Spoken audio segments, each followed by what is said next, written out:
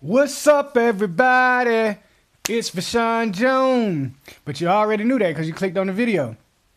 The number three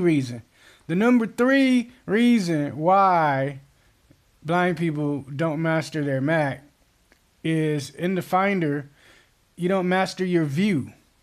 Like list view, column view, cover flow view, all them other views. Listen, put your computer in column view, and all it is at that point is up, down, left, right?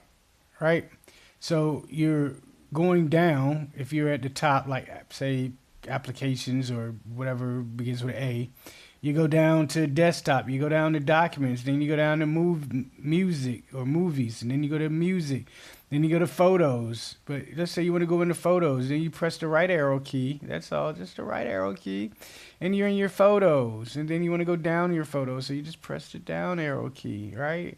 Up, down, left, right. Make it easier on yourself. Put it in column view.